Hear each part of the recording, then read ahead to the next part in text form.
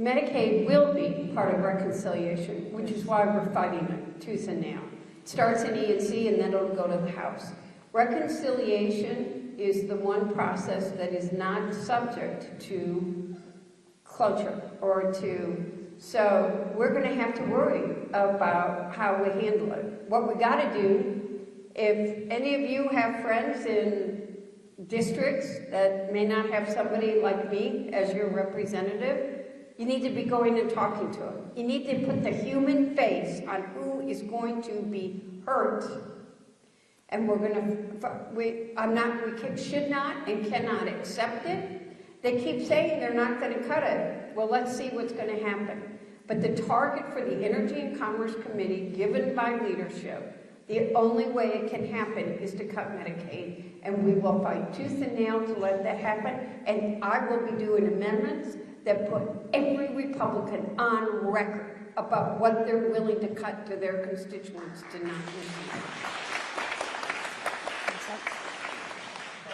Just to be sure you know, it's $880 billion in the reconciliation budget. That's nearly a $1 trillion. Think about it. A follow-up to the group. As far as the Michigan, what's the temperature of them covering the difference if it does get cut? Well, I'll answer it for them and then let them do it. I don't know. I've been told by the governor that 43% of the state government is federal dollars, and there are no dollars to cover the lost federal dollars. So that's a reality.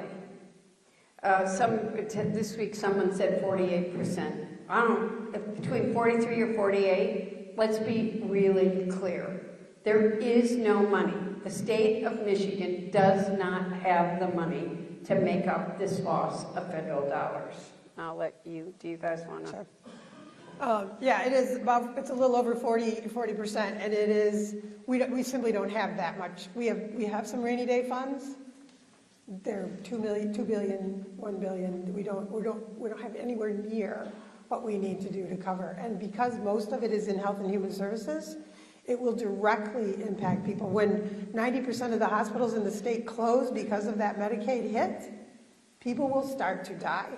For many parts of the state, the hospital is all of their care. It's all they have, if they even have one. They may have just an emergency center, same thing. They all subsist on Medicaid dollars. It's the major funder for even our hospital systems here. It's the major funder.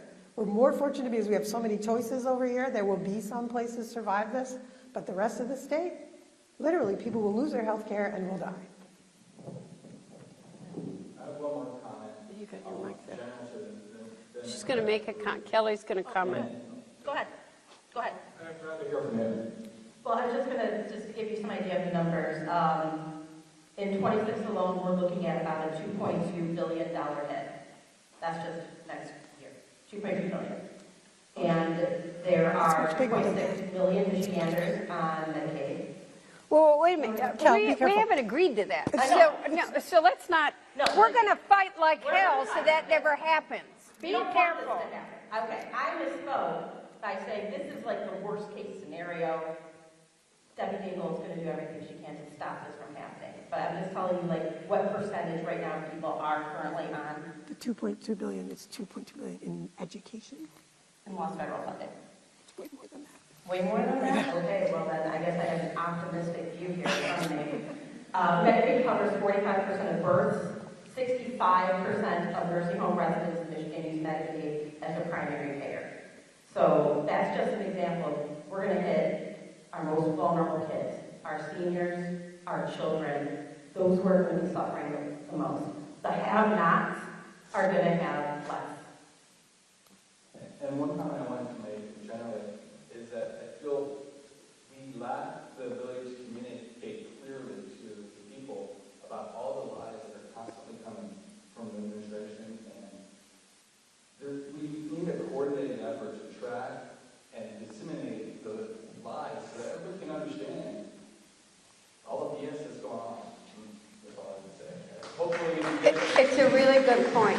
One of the reasons we're doing town halls, We're trying to, I mean, where do you get your information? We are trying to create the ecosystem where facts are out there. Today, before I came here, I was in Ann Arbor where a senior had, by the way, this is another thing that really worries me. A senior had gotten a piece of mail asking for a contribution and been told that she was not going to get her Social Security check. And she needed to send money to fight to be able, and I said to her, that is not true. I told her to bring all the mail she had gotten. I'm going to go and fight that group, whatever group it was that sent that mail. We are trying to raise the facts. We are trying to tell people what is true or what's not on the congressional sites, on the state senators, at the local level. I know David Coulter's doing it at the county executive level. The DNC, we're doing the House does a Democratic Daily download. I think that when you've got questions and you don't know, call my office and we'll give you the facts and but we do need to push back. And I think that senior today, who was in absolute tears with me because she thought she was going to lose her Social Security check. And they were asking for money to save it, so it's a total scam to boot. So help us know, how do we we're all trying to spread the ecosystem, use every form of social media there is, be on podcasts, do town halls. You got to help us. It's the collective we that's got to push back on misinformation. Hi, my question is about the